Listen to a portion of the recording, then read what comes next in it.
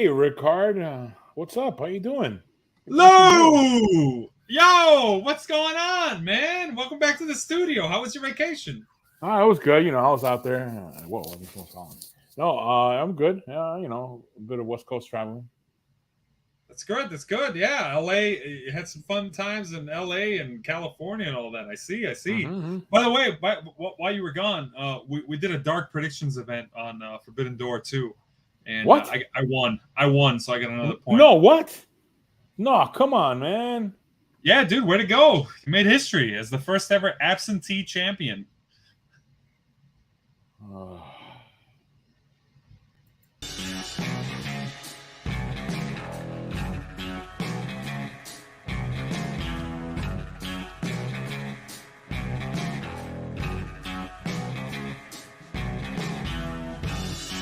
Welcome to TFSPOD, always on Off You Show Podcast. It's 24/7 Lou, and that's RiC-HARD saying, remember, folks, never argue with an idiot. They will only bring you down to their level and beat you with experience.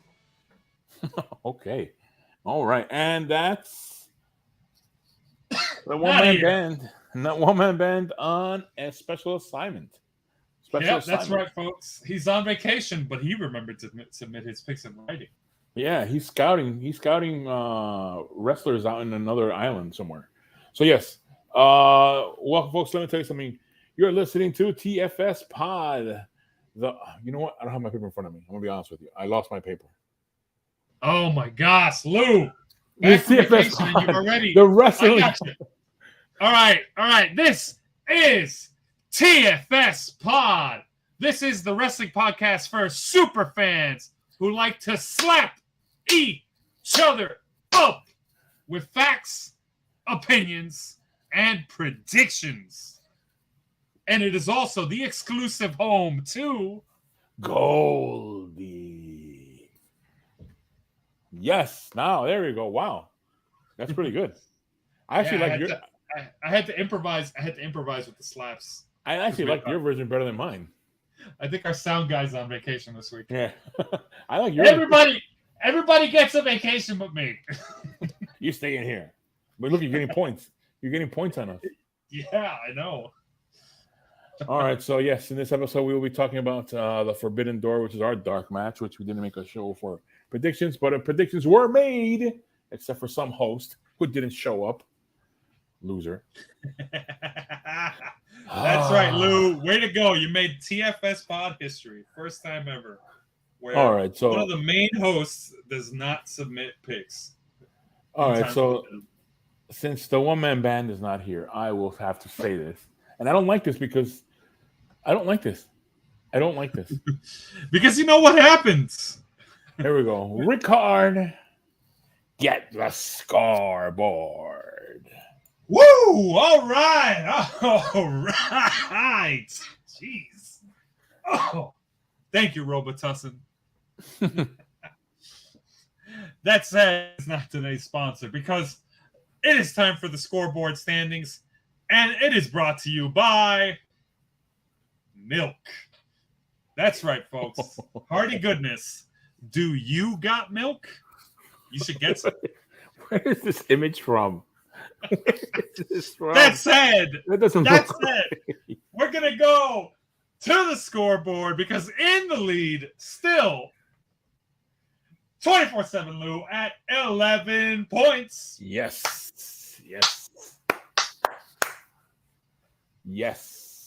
But he is followed closely behind by myself, who got a win at Forbidden Door 2 over some pretty stiff competition, let's be honest. Because I'm at 9 points. Oh man, what did it say there? It's just a thought that I have. You can't hear my thoughts, Lou. You can't read that. I can't read your thoughts. It's right there. And then behind me, now in third place, so he's trying to pick it up now. But wow, the one-man band at 8 points. Oh my gosh. 8 points. I can 8 points. Feel it. Do you feel that comeback, Lou?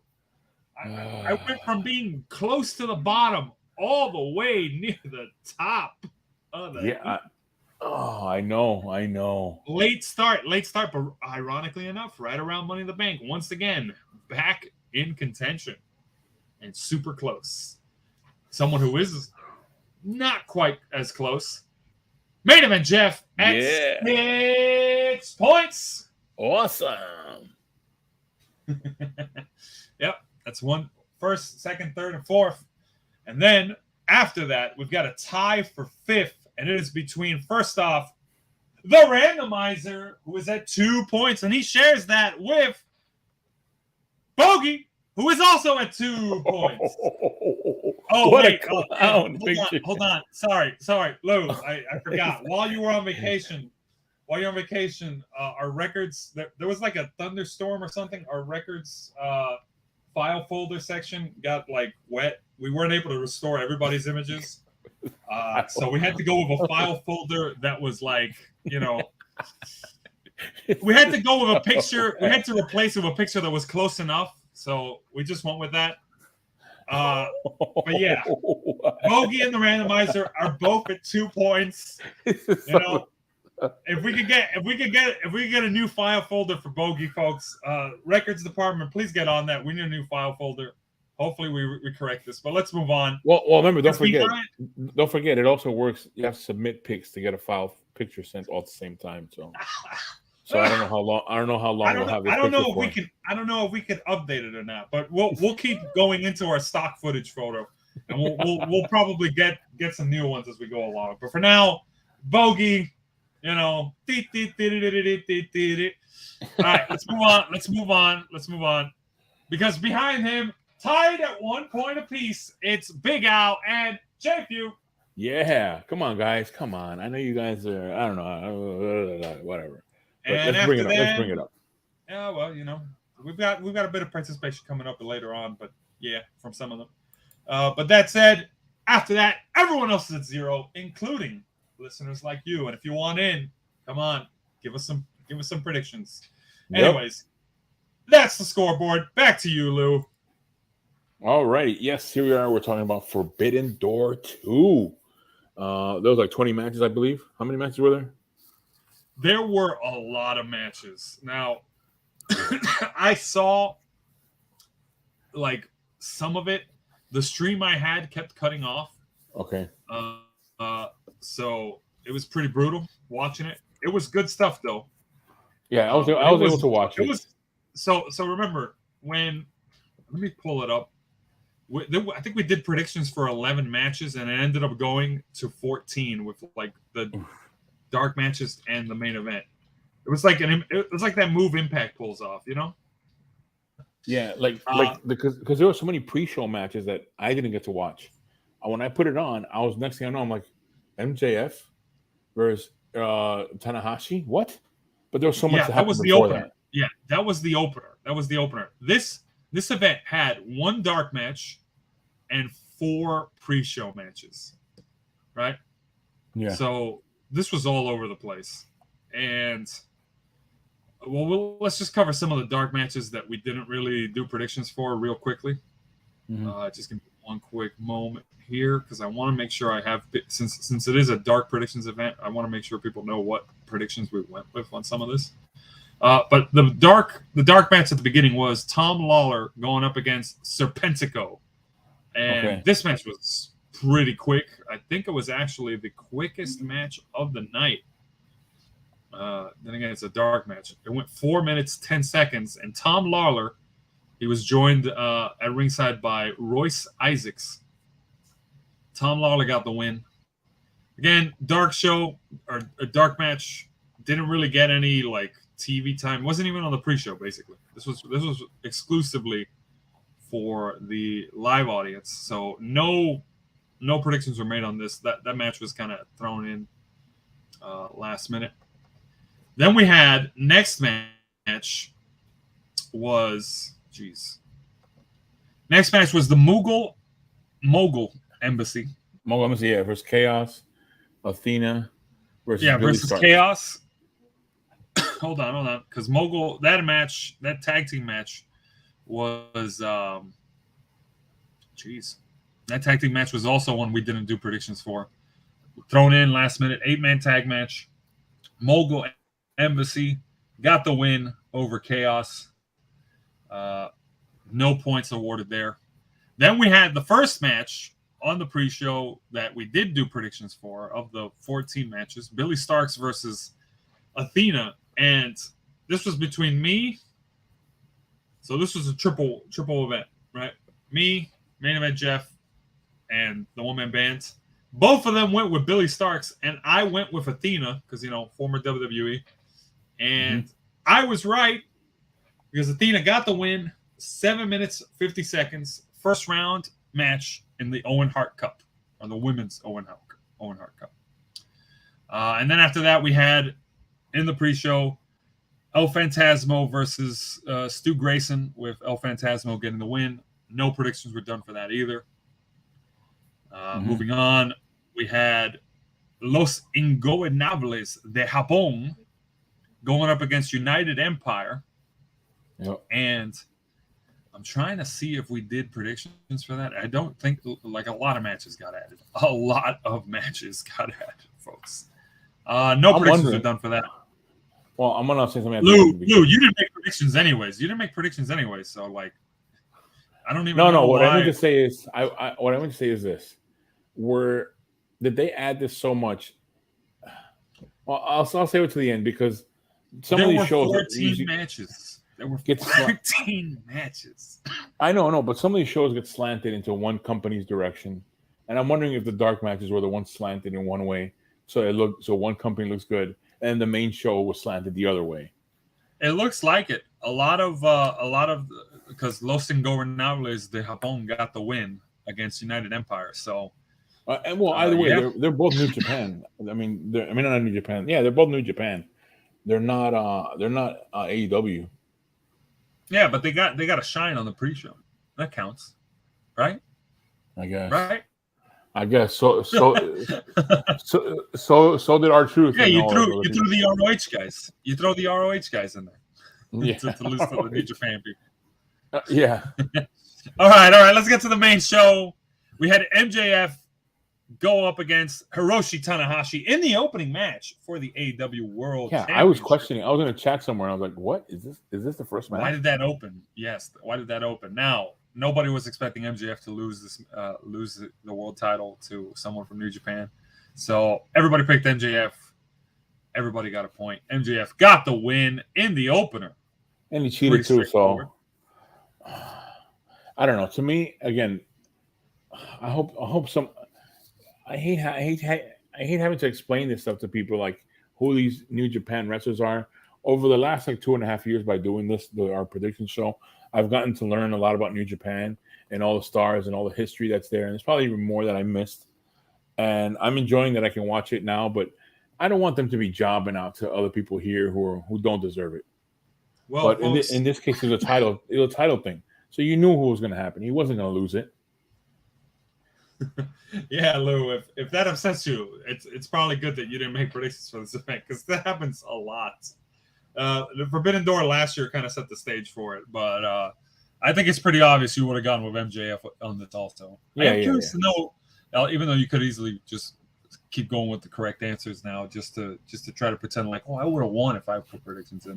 Who would you have gone with between Billy Starks and Athena if you had predicted? I don't even know who Billy Starks is.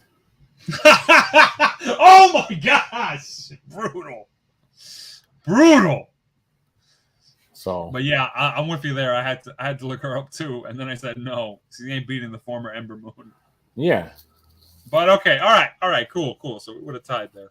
CM Punk versus Satoshi Kojima in the opening first round match of the Owen Hart Cup tournament, the men's side. CM Punk got the win. Once again, AEW guy beats the New Japan guy. Yeah. Then we had a 4-way match for the AEW International Championship match. It was really Orange Cassidy. Yes, it was. And surprisingly, it was shorter than the 2 matches that preceded it, funny enough, despite being a 4-way. You know what? I'm going to start giving AEW good credit on these 4-way matches, because they've had good 4-way matches. Remember they had the pillar one on the previous one? The 4 pillars match. Yeah, that was great on what was it? Double or Nothing? Yeah, Double or Yeah, Nothing. Double or Nothing. So Yeah, it was good. I'm starting to like what they're doing with the 4-way matches.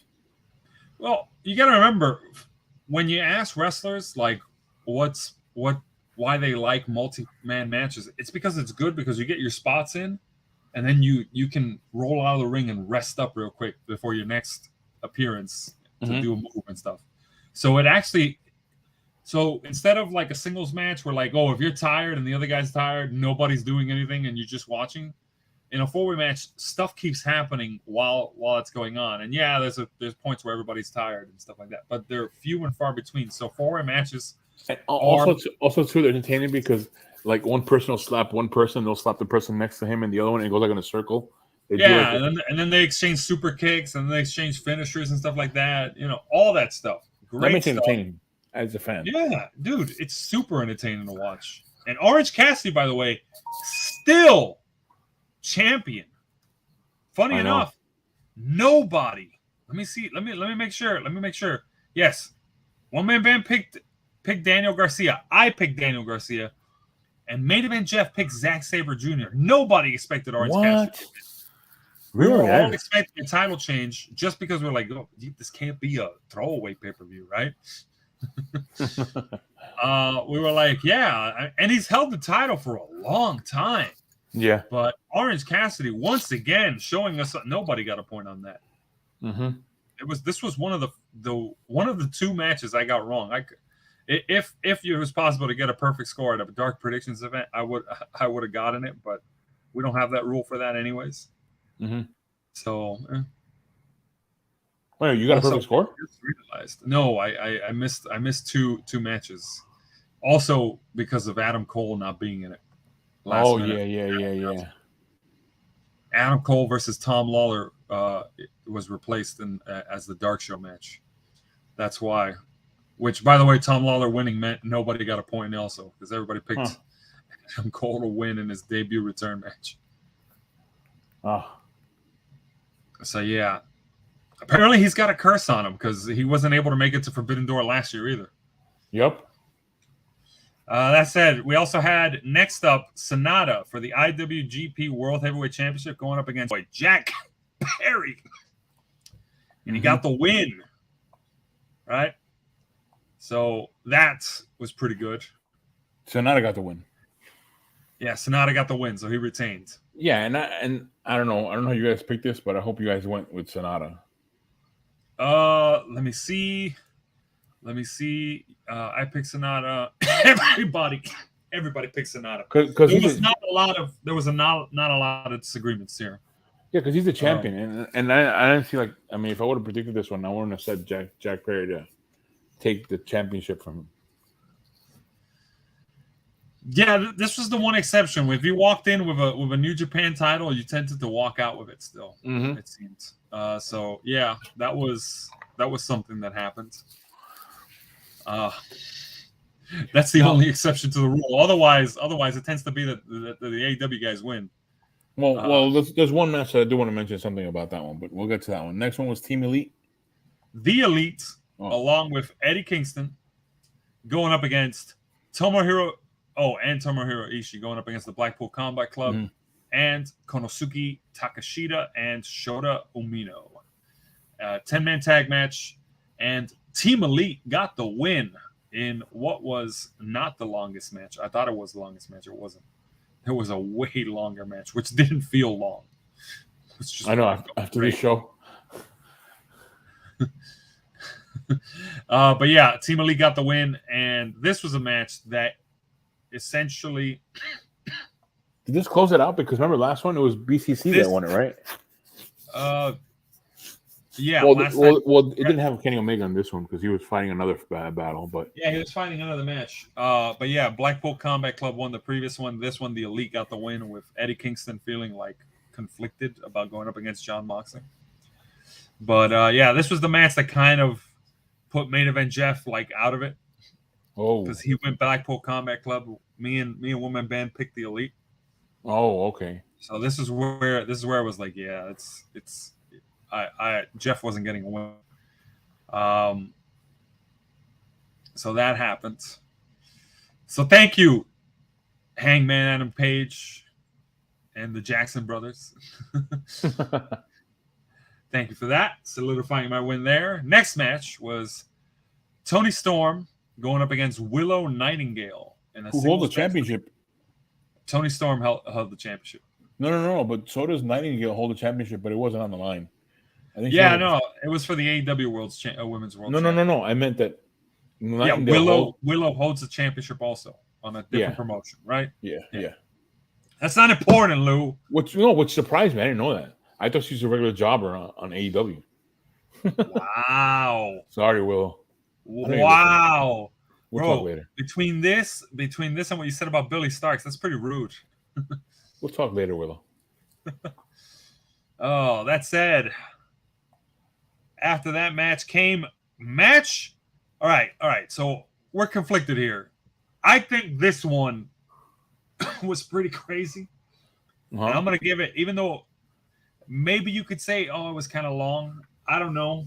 I think from what I caught, this was nuts. Will Ospreay going up against Kenny Omega. Yes. For the IWGP United States Heavyweight Championship. Went 39 minutes and 45 seconds. Wow. And I would say this is worth like, if you haven't seen it, go check it out, even if you know who wins. Because they do some crazy stuff here. And there's a lot of outside drama too with Don Callis that I liked. Yeah. I was watching this and I was busy with other things going around me, and I was still trying to watch and concentrate on it. Like, I need to watch this match again because think about this. These are two of the biggest names that are not in that other company who's working for that Stanford stooge, as Don Callis would say. Gosh. So these are the two biggest guys out there having a big match. And it's not even like it was like, well, I guess the co-main event, right? Or in the middle of it or something. I don't know, but this is a big match. This big match. Cost me a point. Now I don't understand how or when Kenny Omega got the IWGP United States Championship, because he walked in with it. He walked in with that title. So he must be going back and forth, and he got that title. I don't know when or how, because I must have missed it at some point. But he walked in as a champ. But as the results say, he didn't walk out as champ. No, yeah. Will Ospreay got the win via pinfall after a long match. But man, watch it, folks. If you get a chance, watch the match. To me, this is like those New Japan, NJWP wrestling matches, New Japan Pro Wrestling matches, that you would see on their shows. Supposedly, Main Event Jeff thinks they're gonna go. This was their second match. They think they're gonna do a trifecta match. Oh my god!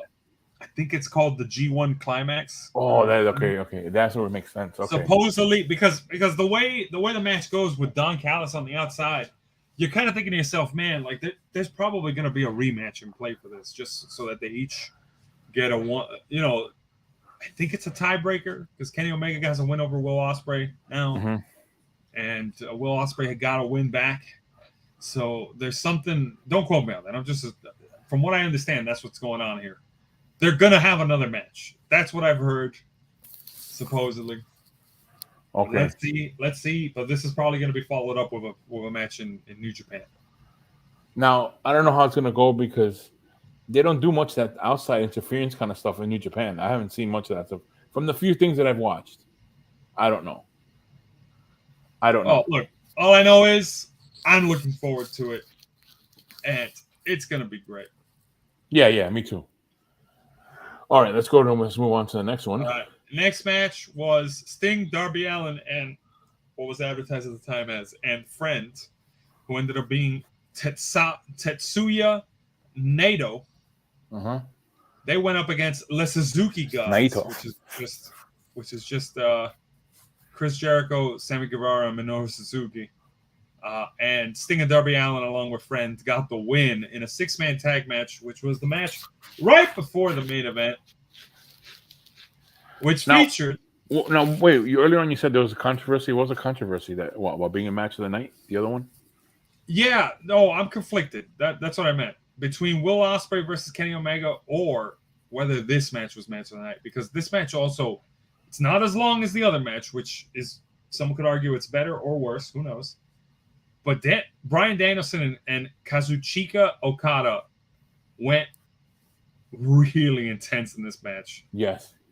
No, there weren't, from my understanding, there weren't any gimmicks.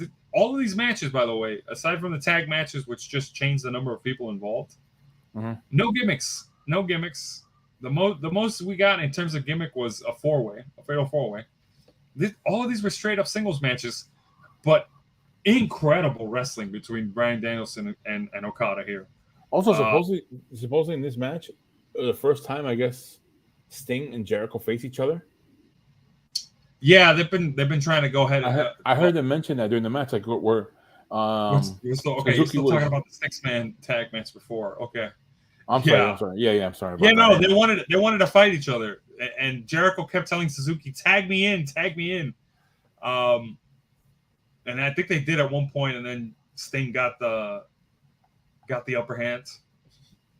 But Sting, Darby Allin, and the other folks got the win there. I don't think that was match of the night. That was just a setup for the main event, which was Danielson versus Okada. Went 27 minutes 40 seconds, and it ends by submission, and it puts Will Ospreay and Kenny Omega like in contention for match of the night. They went out there to prove a point, and you have to believe that while the 6-man tag match was going on before the main event, Bryan Danielson was like, "Oh, we're going to show them why we're in the main event." Because you have to believe Kenny Omega and Will Ospreay were like, we're going to go out there and like show them we should have been the main event. Because everybody was trying to show that, hey, I should have been in the main event here. Everybody brought their A game, but these 4 in particular really brought it. Ospreay, Kenny Omega, Danielson, Okada. Comment section, let me know who you think should have been match of the night. Because it was pretty nuts. Gamers Addict, thanks for watching. Gamers Addict Show is watching. Hey there. Nice. Don't do shout outs. Let them put comments in or not. Oh. Well, yeah, because I guess yeah, they don't put predictions. We don't put shout outs, I guess. Nah, that's kidding. Give them a shout out. Hey, Gamers Addict, great. Thanks for the love. Thanks for the love, guys. Thanks for the love. Stay tuned. We got a Money in the Bank predictions thing coming up. Yep. But that said, we're gonna call this a wrap for Hold on a second. 2. Yeah, you're right. Was this the final score? That was the final score. I got 8 out of 11. Nice. 8 out of 11. Jeff got a win over Will Ospreay. That was the final score. Lou, we did forget something. We are the #1 listened to podcast by adult film stars, and we have a shout out for Chessie K. Chessie K. I gotta look that up. Well, let's wrap up the show because I gotta look that up. Oh my gosh, you guys are so great. I love it. Again, Phil, sound guy, we miss you. Come back from your vacation. Hope you enjoy it. Bring me some stuff from Hawaii. Come on. Stay tuned. We got Money in the Bank. Yep.